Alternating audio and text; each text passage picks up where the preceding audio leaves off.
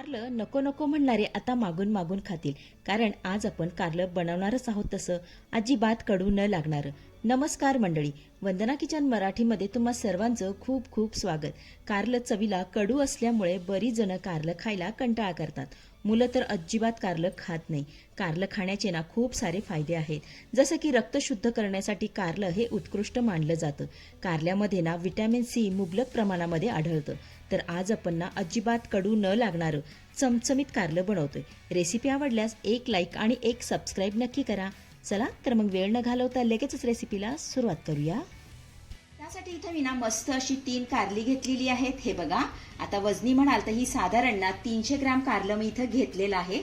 आता ही कारली स्वच्छ धुवून घेतलेली आहे. तर सर्वात अगोदर आपण काय करूया, या कारल्यावरचा हा जो खरबडीत भाग आहे ना, तो आपल्याला काढून टाकायचा आहे.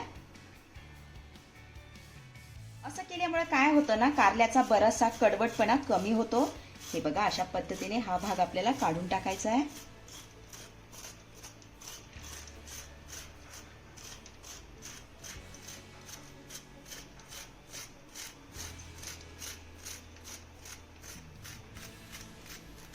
कारल्यावरचा हा खरबुडीत भाग आपण काढून घेतल्यानंतर ह्या कारल्याच्या ना आपल्याला फोडी करून घ्यायच्या. हे बघा, अशा पद्धतीने फोडी करून घेऊया.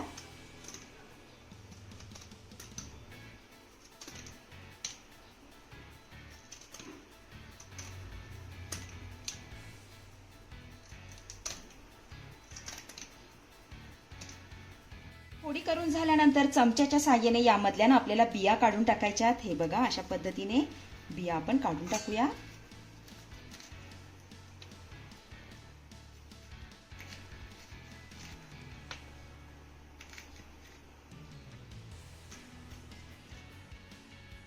हे बघा, आता अशाच पद्धतीने सगळ्या कारल्यामधल्या बिया आपण काढून टाकूया.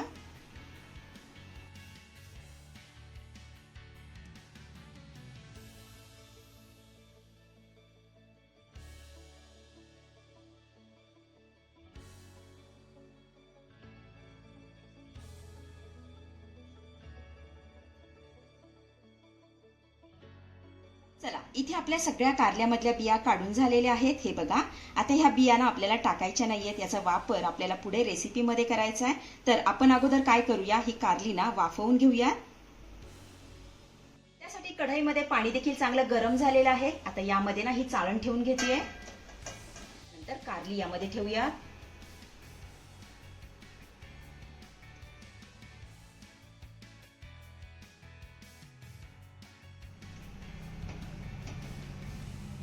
त्यानंतर यावरती आपल्याला झाकण ठेवायचं आहे. गॅसची फ्लेम मीडियम करायची आहे आणि मीडियम फ्लेमवरती ही कारली ना आपल्याला फक्त 50% वाफवून घ्यायची आहे.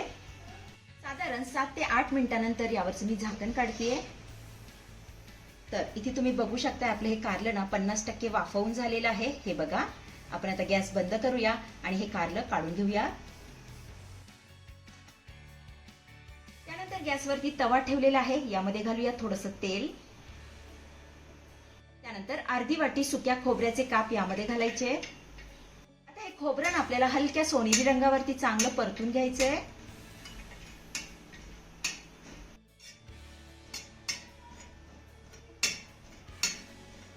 चला, इथे आपलं खोबरं देखील छान असं भाजून झालेलं आहे. काढून घेऊया.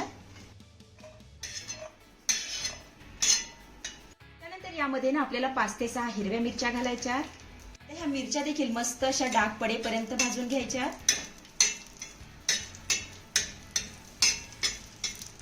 मिरच्या देखील छान अशा भाजून झालेल्या आहेत. या देखील काढून घेऊया.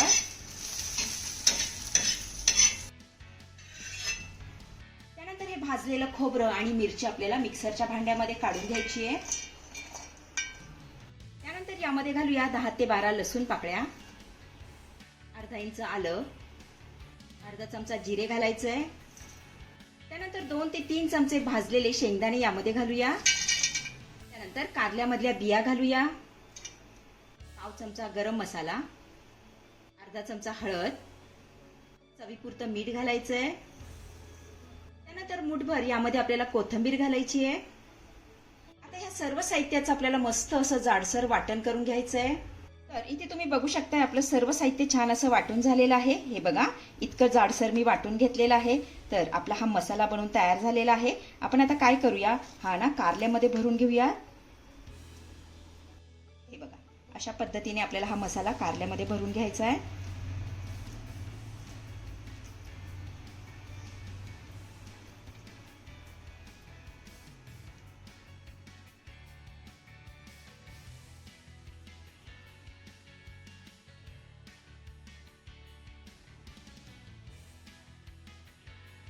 तर इथे ना सगळ्या कारल्यामध्ये मसाला भरून झालेला आहे. हे बघा, आणि एवढा मसाला आपला शिल्लक राहिलेला आहे. आपण आता काय करूया, कारल्याला मस्त अशी एक फोडणी देऊन घेऊया. त्यासाठी कढईमध्ये 1 ते 1.5 चमचा तेल घालूया. त्यानंतर अर्धा चमचा यामध्ये आपल्याला मोहरी घालायची आहे. मोहरी आपली चांगली तडतडली की अर्धा चमचा जिरे घालूया. सोबतच कढीपत्त्याची पानं घालायची आहे. आता यामध्ये ना आपल्याला कारलं घालायचं आहे.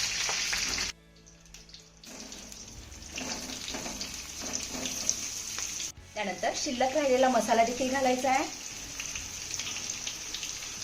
त्यानंतर हे कारलं आपल्याला 2 ते 3 मिनिटं चांगलं परतून घ्यायचं आहे.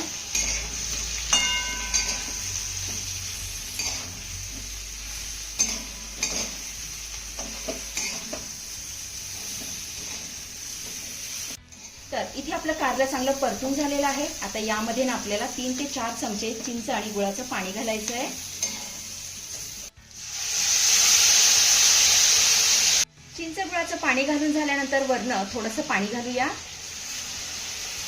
सर्व साहित्य आपल्याला चांगलं मिक्स करून घ्यायचं आहे.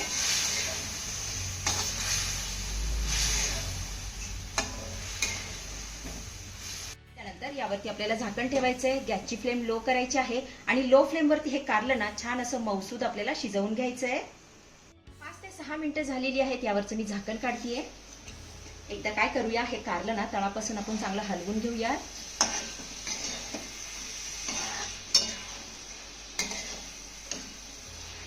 बघूया आपण आता कारलं शिजलंय का. हे बघा, छान असं मऊसूद आपलं हे कारलं शिजून झालेलं आहे. तर चटपटीत असं अजिबात कडू न लागणारं कारलं बनून तयार झालेलं आहे. चवीला जबरदस्त लागतं. अतिशय साधी आणि सोपी रेसिपी आहे. नक्की करून बघा. आपण आता हे कारलं काढून घेऊया.